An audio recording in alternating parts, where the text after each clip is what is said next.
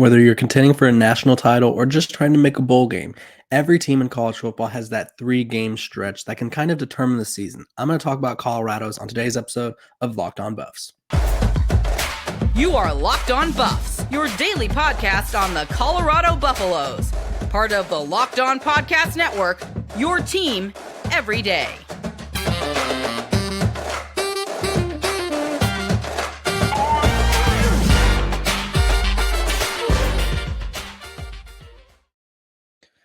What is up, everybody? This is Locked On Buffs. I am your host, Kevin Borba, and today we got a good episode. We're talking about the toughest 3 game stretch for Colorado this upcoming season.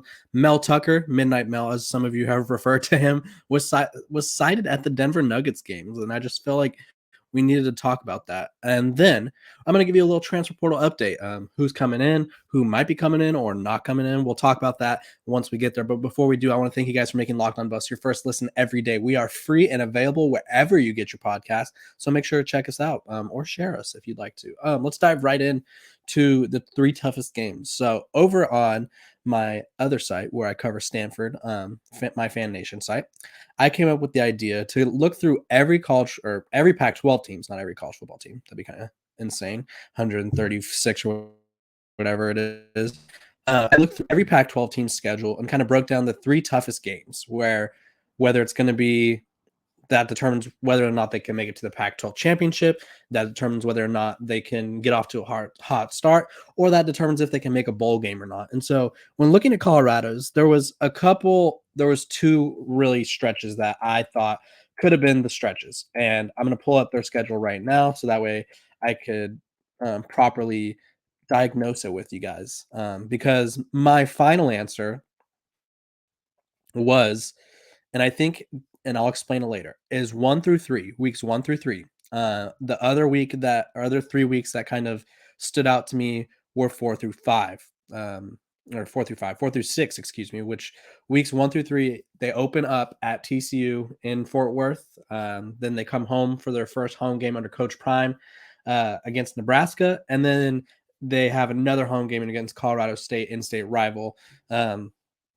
That's the one I picked. And then the other one that I considered was at Oregon, against USC at home, and then at Arizona State. And the reason I went with the first 3 is just for the sake of, I guess, the amount of attention they'll be getting. So there's going to be more pressure, I think.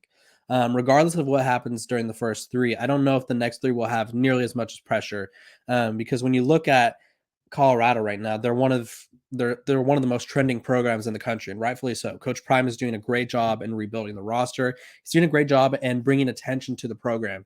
But I still think that first matchup against TCU is going to be a bloodbath. I checked FanDuel this morning to see what their odds were, and Colorado are 23.5-point underdogs against the Horned Frogs, who are replacing their quarterback, their 2 running backs, their 3 receivers, a couple offensive linemen, and their 2 leading pass rushers as well. And so clearly the odds makers are seeing something over there in Fort Worth that makes them still confident that they're going to blow out the Buffs.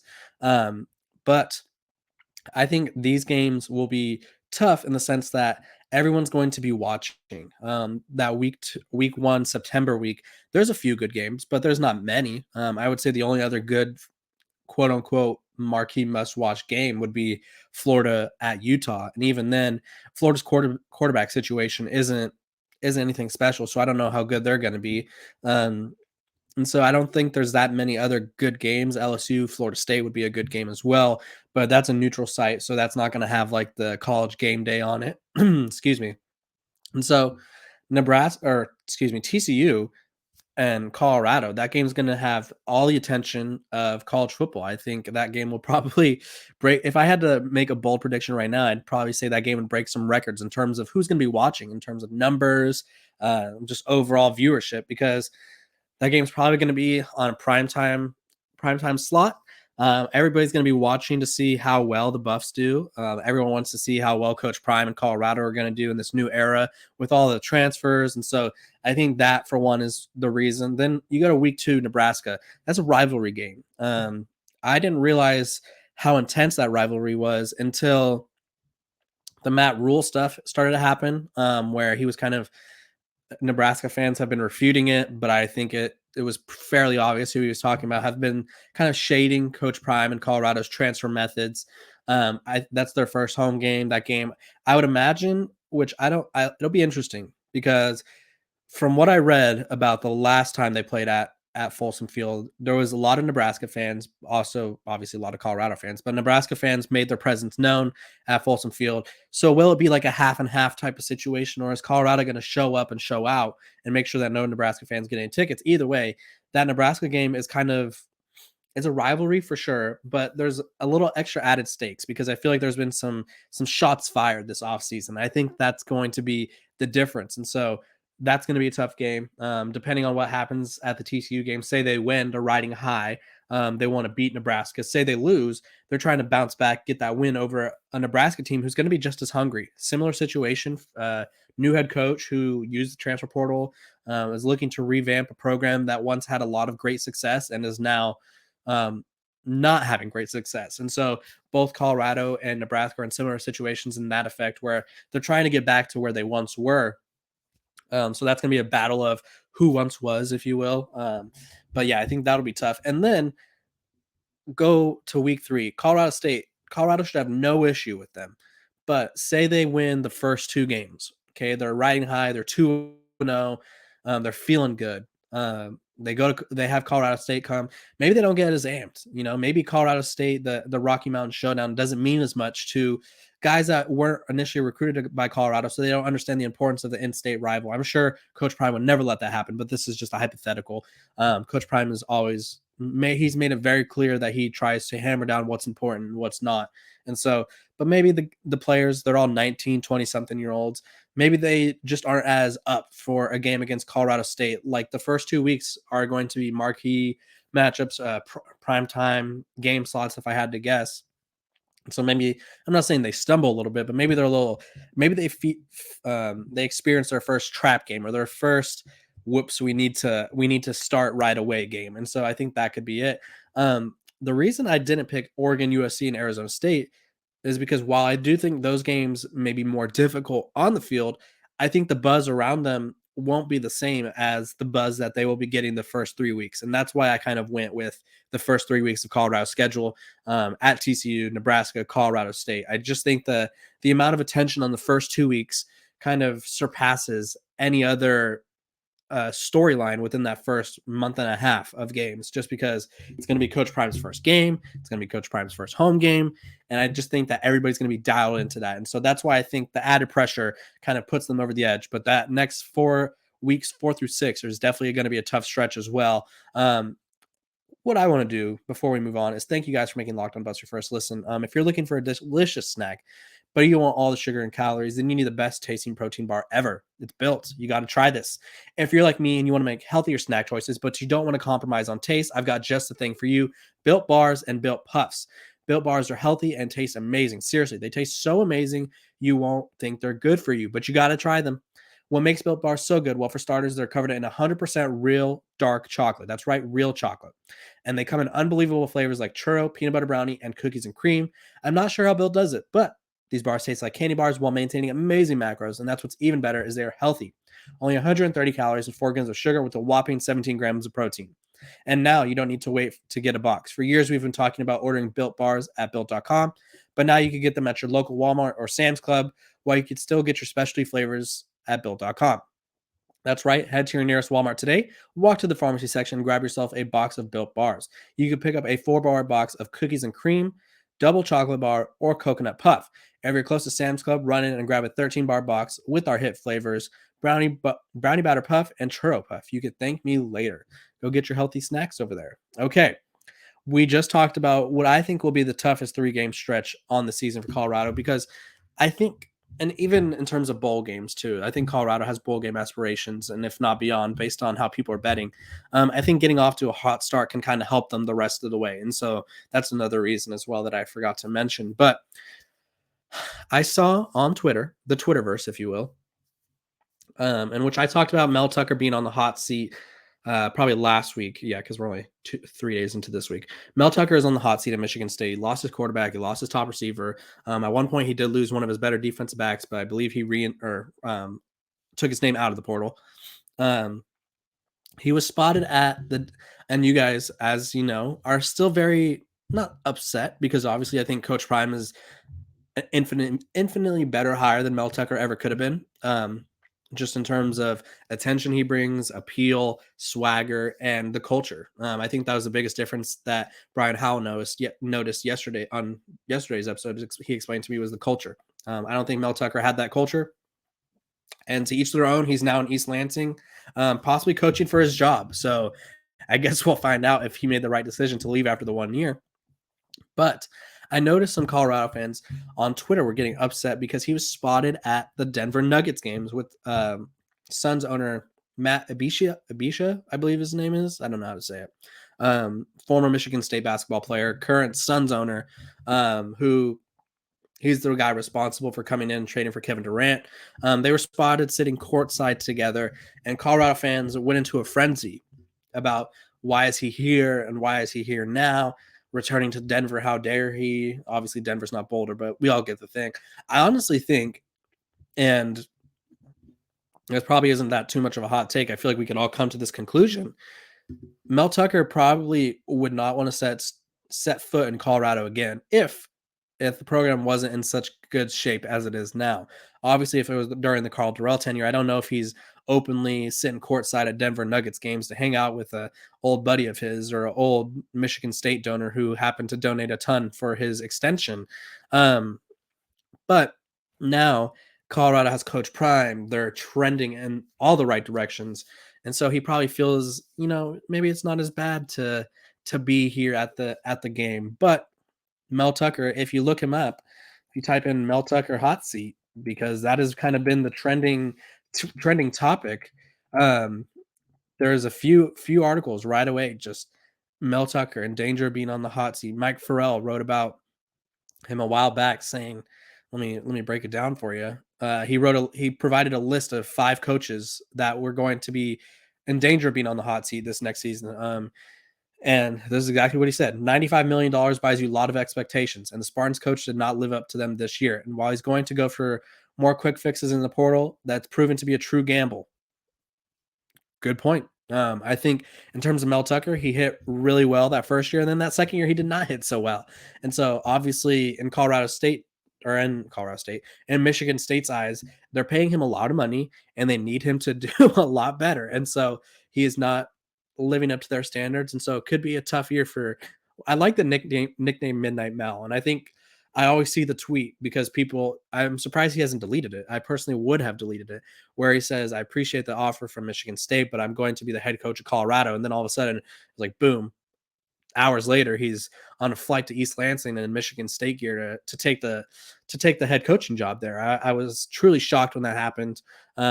Michigan State clearly saw something in his 5-7 season that made them think he could be the guy to take them to the next level and replace Mark D'Antonio. But I guess we'll just continue to have to wait and see on Midnight Mel. But I do think it was interesting that he's now confident enough to kind of show his face. I won't say show his face because that sounds like Denver's like the mob territory. I'm just saying it's interesting that he's okay with being back in Colorado after the way he left, because I think the way he left was a little not the way I would have tried to go about it. I think if Michigan State was pushing for him as hard as they seem to be, I don't think I would have tweeted a public statement. I think the statement was to kind of silence the doubters, or maybe it was trying to negotiate himself more money. But I think I would have just left it off the Twitterverse before I started making these claims, so that way people didn't get a sense of hope. Because at the end of the day, obviously fans, they matter, but at the end of the day, they don't matter in the terms of what coaches do. Coaches are always going to do what's best for them. Same with the players. They have to do what's best for them, which I totally get. But I don't know if I would have kind of given that false sense of security. But hey, that's Midnight Mel, and that's Michigan State's guys. So we'll have to see how that goes as time moves on. I want to thank you guys for making Locked On Buffs your first listen every day. We are free and available wherever you get your podcast. Everydayers, that's what I call my everyday listeners. Let me know if you're down there in the comments. Give me a little shout, like I'm an everydayer. I appreciate you. Let me know what you want me to talk about, who you want me to have on. Would love to get some more feedback from you guys as to what maybe a question and answer mailbag type thing about the upcoming season. anything. Let's get the comment section flowing with some questions, or just let me know if you're an everydayer, because I appreciate you and I don't want you guys to go anywhere. But now, since we've talked about Coach Prime and their 3 toughest weeks of Colorado football this upcoming season, I talked about Midnight Mel and his return to Colorado, kind of. Now I'm going to talk about the transfer portal. Colorado's been in the mix. Let's flip a coin real quick. What do you guys want to talk about? The positives first, or the positive/negative? It's not really a negative, but it could be. We'll go with the positives first. I feel like we're a positive bunch over here in Boulder. The Buffs landed 3 more defensive line transfers. They were all landed within the past, I guess, 2 days ago. And again, bolstering up what was one of the weaker units at the spring game. I think they had 5, maybe 4 scholarship defense linemen available, and so now they're just going defensive line, and they're getting big bodies. I can tell you that. I wrote about it over at Athlon. I said in the past couple days, the Buffs have brought in 3 more defensive line transfers, headlined by Missouri's Arden Walker. The Buffs currently hold the number 1 transfer class in the portal and in college the number 1 transfer portal class in college football, and Sanders has made headlines for the ways which he's freed up roster spots. Oh, well, who cares about that? In the month of May alone, the Buffs have now landed 11 transfers, so they're averaging like almost 2 transfers a day, it feels like. 11 transfers in 10 days, 4 of them being players across the defensive line, so they're bolstering the trenches. Up first, the first one to commit was J.J. Hawkins, former 3-star Ole Miss defensive lineman. He had 1 tackle and a sack last year as a redshirt freshman. He comes in obviously with multiple years of eligibility, kind of an investment for Colorado. Big body, SEC guy. He has a lot to offer in terms of depth. I don't know if he'll start right away, but he provides a nice depth piece. And the more depth, the better, because again, you have to be able to rotate guys. And if guys aren't playable, then there's no point in having them. I think J.J. Hawkins can carve out a nice depth role for himself, and then parlay that into a starting role as the years go on. Then we have Zach Blackwood, an edge out of Garden City Community College, former bounce back of Northern Arizona. If you don't know what a bounce back is, it's a guy who goes D1, has to go to a junior college, and then comes back to the Division I level. That's what a bounce back is. If you ever hear me or someone else use that phrase, now you know. This past season at Garden City, he had 42 tackles, 3.5 sacks, and 6 tackles for a loss. Another edge rusher. I think they're really focusing on guys that can rush the passer. They got Savell Smalls, Derek McClendon. They're hitting the edge rushers really hard. And I think, one, they want someone who could get to the quarterback. They have Jordan Dominic. They need a complement to him, who's a proven pass rusher. He did it at Arkansas, which the SEC is the toughest level of college football. I think we would all agree on. He's proven there, and so I think he should have no issues rushing the passer at Colorado. In the Pac-12, and I do think that they need someone to complement him and someone to kind of maybe take the attention off of him, because I think a lot of offensives are going to key in on him. And I was asked a great question the other day. I wish I remembered who asked it, but the question was, how are people going to scout this Colorado team since there's so many new faces, and obviously we haven't really seen Deion Sanders Coach Prime coach at this level? That was the question. And they're just going to have to go off of, for offense, they're going to have to go off some of the spring game, but I don't know if we learned a lot. But Sean Lewis's time at Kent State, and then defensively, what the guys at Alabama do. And so Alabama, because that's where Charles Kelly hails from, they had Will Anderson and Dallas Turner on one side and the other. So I would imagine that Jordan Dominic will play the Will Anderson role. And so that means we need our Dallas Turner. There's nothing wrong with Dallas Turner, but Will Anderson kind of stole the shine the past few years, and now this year's Dallas Turner's year at Alabama. But either way, they need someone to be the yin to his yang, the Batman to his Robin, or the Robin to his Batman, whatever it may be. And so I think by getting so many edge rushers, they're kind of giving themselves better chances to land someone or get someone who could be productive for them. Like I said, I think they need to hit on 60-ish% of these transfers. Otherwise, they'll struggle. If they hit on 60% or more, Colorado could be bowling this upcoming season. So that's exciting. Moving on to the final one, Arden Walker, edge, Missouri. He had 6 tackles last year. Another big-bodied SEC guy who didn't get to play much. I think me and Brian talked about it yesterday.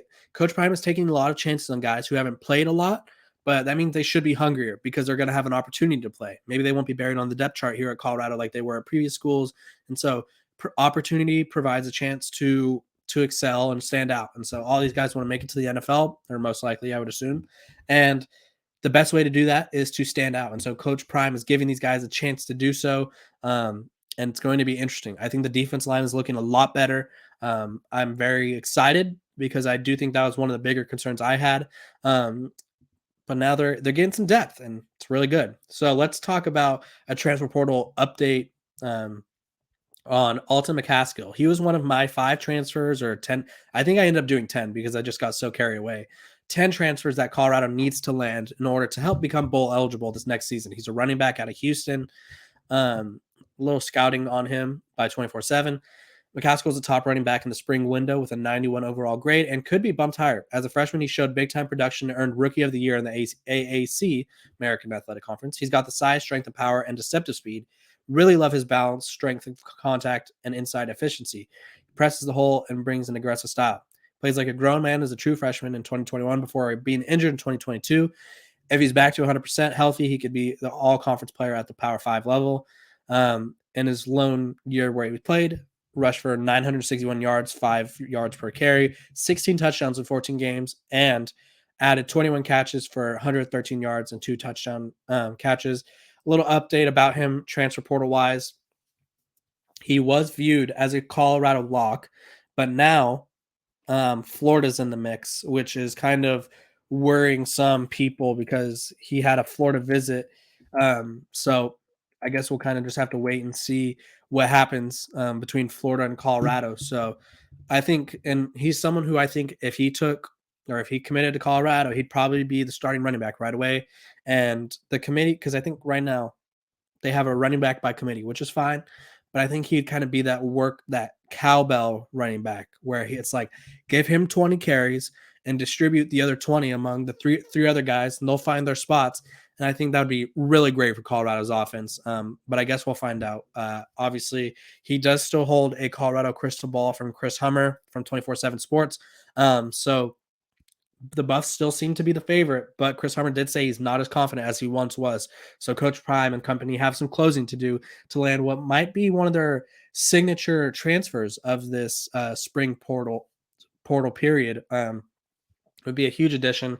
I think he would take the offense to a whole nother level. Sean Lewis, despite the fact that he loves throwing the ball, he also loves running the ball, and I think he would give him another weapon to kind of open up the passing game as well. So yeah, I'll keep you guys updated on that. You guys can go check me out over on Athlon, check me out on Twitter, where I have all my updates about everything Colorado that you guys need to know. I appreciate you guys for making Locked On Buffs your first listen every day. Thank you.